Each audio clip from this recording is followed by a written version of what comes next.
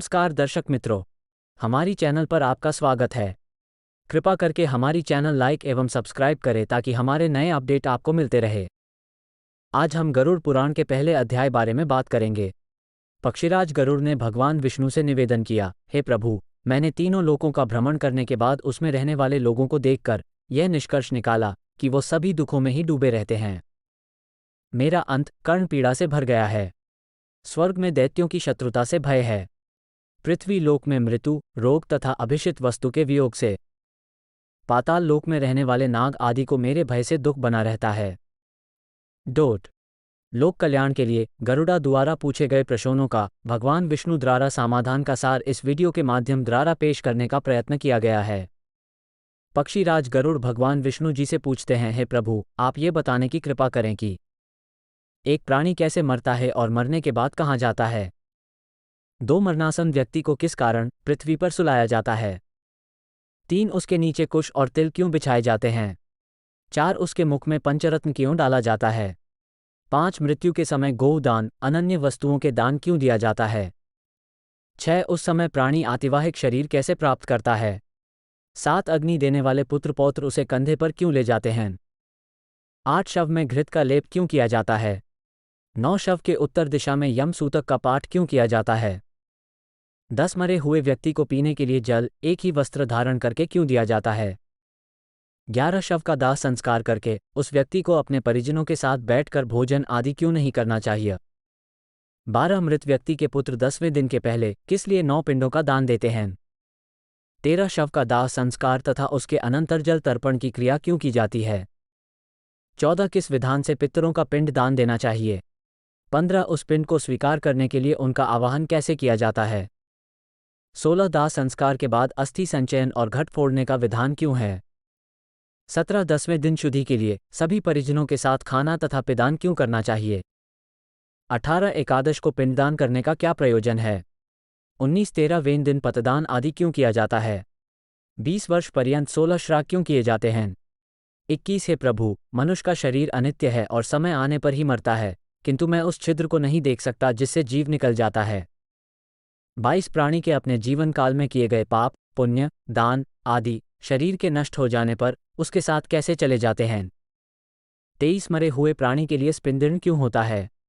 24 जो मनुष्य पापी, दुराचारी अथवा हतबुद्धि हैं, मरण के बाद वे किस स्थिति को प्राप्त होते हैं। 25 हे उपेंद्र, मनुष्य की मृत्यु के समय उसके कल्याण के लिए क्या करना चाहिए। 26 मृत्यु और शमशान भूमि तक पहुंचने की कौन सी विधि है। 27 चिता में शव को जलाने की क्या विधि है। 28 तत्काल तथा विलंब से उस जीव को कैसे दूसरी देह प्राप्त होती है। 29 यमलोक संयमनी नगरी को जाने वाले के लिए वर्ष पर्यंत कौन सी क्रियाएं करनी चाहिए। 30 दुर्बुद्धि अथवा दुराचारी व्यक्ति की मृत्यु होने पर उसका प्रायश्चित क्या है। 31 पनाचका आदि में मृत्यु होने पर पंचक शांति के लिए क्या करना चाहिए। 32 बहुत से पापों को करने पर भी इस संसार को पार कर प्राणी आपको कैसे प्राप्त कर सकता है। हे देव, आप मेरे इस संपूर्ण भ्रम को विनिष्ट करने में समर्थ हैं। मैंने आपसे ये सब लोक मंगल की कामना से पूछा है, मुझे बताने की कृपा करें। श्री कृष्ण जी गरुड़ से कहते हैं, हे पक्षीराज, तुमने जो मानव कल्याण के लिए अपनी जिज्ञासा व्यक्त की है वे सर्वश्रेष्ठ है। अब इसका समाधान सुन। जब मनुष्य अपने पिछले जन्म के अच्छे बुरे कर्म के संचित परिणामों को भोगता हुआ और इस जन्म में कर्म करता हुआ मरणासन अवस्था को पहुंच जाता है तो शरीर में कई रोग उत्पन्न होते हैं। एक अचानक सर्प की भांति वो मौत के जकन में बंधता चला जाता है। वो घर में अस्यहीन, अपाहज, शारीरिक मानसिक पीड़ाओं से पीड़ित, फिर भी जीने की मन में इच्छा को लेकर दुखदायी जीवन व्यतीत करता है। जब मरणासन व्यक्ति की इंद्रियों का समूह व्याकुल हो जाता है, चेतन शरीर जड़ीभूत हो जाता है, तब अंतिम क्षणों में एक अलौकिक चेतना आती है जिसमें सभी लोग एक जैसे दिखते हैं। उस समय वो कुछ बोलने योग्य नहीं रहता और प्राण शरीर को छोड़कर यमराज के दूतों के साथ चल देते हैं। जब प्राण शरीर को छोड़ते हैं तो बहुत कष्टदायी होते हैं और ऐसा दर्द होता है जैसे 100 बिच्छुओं ने डंक मारा हो। उसके मुंह में झाग बनती है और सारा मुंह थूक से भरने लगता है। उस समय जो प्राणी दुखात्मा होते हैं उन्हें यमदूत अपने पाशबंधों में जकड़कर मारते हैं। जो अच्छे कर्मी होते हैं उन्हें स्वर्ग के पार्षद सुखपूर्वक अपने लोक को ले जाते हैं। भीमकाया दुराकृति यमराज के दूतों को देखकर ही पापियों के मन में भय उत्पन्न हो जाता है।